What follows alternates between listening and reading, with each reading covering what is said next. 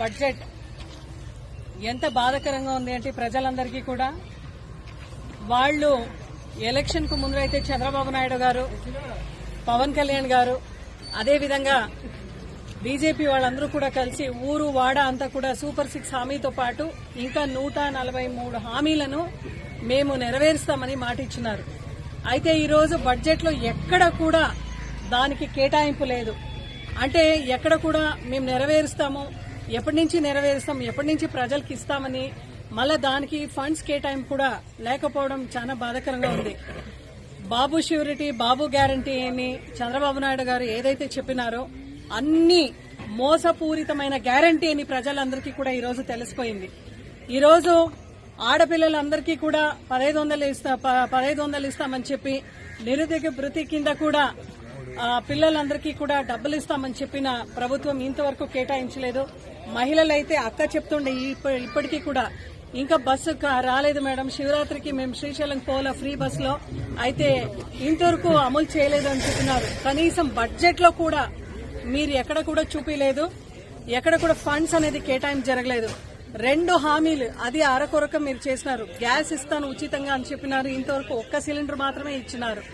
ఇంకా పెన్షన్ చూస్తే ఇక్కడ లోకల్ గా పాలిటిక్స్ అనేది చేసుకుంటూ లోకల్ పాలిటిక్స్ చేస్తూ టీడీపీ నాయకులైతేమి, కూటమి నాయకులైతేమి ప్రతి ఊర్లో కూడా భయభ్రాంతులకు గురి చేసి ఎక్కడైనా మీరు వైఎస్ఆర్ సింపథైజర్స్ అని మనకు తెలియపడితే మీది తీసేస్తామని చెప్పడం చాలా బాధాకరంగా ఉంది.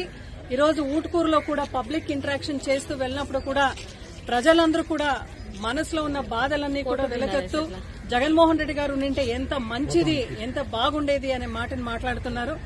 ఈ రోజు కూడా చంద్రబాబు నాయుడు గారు వైఎస్ఆర్సీపీ వాళ్లకు ఎక్కడ కూడా డైరెక్ట్ గా గానీ ఇండైరెక్ట్ గానీ ఎటువంటి మంచిది చేయకూడదు అని ఆయన చెప్పినాడు. అంటే వైఎస్ఆర్సీపీ వాళ్ళకి ఏదైనా చేస్తే పాముకు పాలు పోసినట్లు అని ఆయన జీడీ నెల్లూరులో మాట్లాడడం చాలా బాధాకరంగా ఉంది.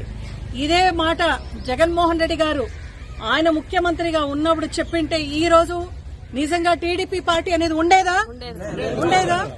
ఒక చేతిలోనే ఖచ్చితంగా వైఎస్ఆర్సీపీ క్యాడర్ చూసుకునేవాళ్ళు. ఈ రోజు కూటమి ప్రభుత్వం వాళ్ళందరూ కూడా ఇట్లా పారాడుతున్నారంటే ఆ రోజు జగన్మోహన్ రెడ్డి గారు పెద్ద మనసుతో తన మన అనేది లేకుండా పార్టీల అతీతంగా, కులాల అతీతంగా, మతాల అతీతంగా అందరికీ కూడా సంక్షేమ పథకాలు ఇచ్చినాము కాబట్టి ఈ రోజు వైఎస్ఆర్సీపీ వాళ్ళు ఈ రోజు కూడా కాలర్ ఎగరేసుకుని మేము ఆపోజిషన్ లో ఉన్నా కూడా ఊర్లో పోరాడుతున్నామంటే అది మా జగన్మోహన్ రెడ్డి గారు పుణ్యాన్ని వల్ల అని అందరూ కూడా గమనించుకోవాలి. అదేవిధంగా 50 ఏళ్లకే పెన్షన్ ఇస్తామని చెప్పి ఈ రోజు కూడా బీసీలందరి చేతిలో ఓట్లు వేయించుకొని చంద్రబాబు నాయుడు గారు ముఖ్యమంత్రిగా కూర్చున్నారు. అయితే ఈ క్షణాల వరకు కూడా బీసీల గురించి ఆలోచించలేదు. పవన్ కళ్యాణ్ గారికి ఒకటే మాట చెప్తున్నాం. ఈ రోజు ఏదైతే అంటే పవన్ కళ్యాణ్ గారికి బహుశా ఒక ప్లాన్ ఉండొచ్చేమో, 2-3 ఏండ్లు చంద్రబాబు నాయుడు గారు ఏం చెప్పినా ఏం చేసినా కూడా మనం దాన్ని చూసి ఊరికే ఉండి తర్వాత ప్రశ్నించేకి వస్తారనే ఒక ఆలోచన పవన్ కళ్యాణ్ గారు ఉంటే ఈ రోజు ఆయనకు ఒకటే మాట చెప్తున్నాం. దయచేసి ఏదైతే అన్యాయం చేస్తున్నాడో చంద్రబాబు నాయుడు గారు ప్రజలకు మీరు ఇప్పుడే ప్రశ్నించాలి. ఇది తర్వాత మీరు ఎప్పుడో ప్రశ్నించే ప్రజలందరూ కూడా ఒప్పుకోరు. ఈ రోజు చంద్రబాబు నాయుడు గారు చెప్పినారు వైఎస్ఆర్సీపీ వాళ్లకు డైరెక్ట్ గా ఇండైరెక్ట్ ఏది మంచిది చేయకూడదని చెప్తున్నారు. దీని గురించి ఖచ్చితంగా పవన్ కళ్యాణ్ గారు, పురంధేశ్వరి గారు కూడా స్పందించాలి అని కోరుతున్నాం.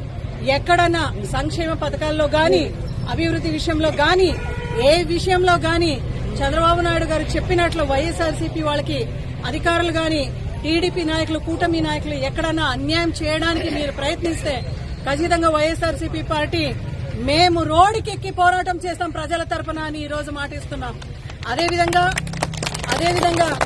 ప్రజలకు ఇచ్చిన సూపర్ 6 హామీని ఎప్పుడు అమలు చేస్తారు, విత్ క్యాలెండర్, విత్ డేట్ మీరు చెప్పాలి. ఎందుకంటే కోవిడ్ ఉన్న క్లిష్టమైన పరిస్థితిలో కూడా మన జగన్మోహన్ రెడ్డి గారు క్యాలెండర్ తో పాటు సంక్షేమ పథకాలను ఇచ్చి ప్రజలందరినీ కూడా క్లిష్టమైన పరిస్థితిలో ఆ రోజు పోషించినారు. ఈ రోజు ప్రతి ఒక్కరు కూడా జగన్మోహన్ రెడ్డి గారు ఉన్నంటే ముఖ్యమంత్రిగా మనకు అన్ని కూడా ఇంటి వద్దకు వచ్చేది కాదని బాధపడుతున్నారు. అటువంటి ప్రజలందరికీ కూడా వైఎస్ఆర్సీపీ పార్టీ తరఫున ఒకటే మాట చెప్తున్నాం. ఖచ్చితంగా ఈ 4 ఏళ్లు ఏదైతే అబద్దాల హామీలు ఇచ్చి వీళ్ళు కూర్చున్నారో మేము ప్రజల పక్షాన నిలబడి ఖచ్చితంగా పోరాటం చేస్తాం అని కూడా ఈ మాట వైఎస్ఆర్సీపీ పార్టీ తరఫున గట్టిగా ప్రజలందరికీ కూడా చెప్తున్నాం.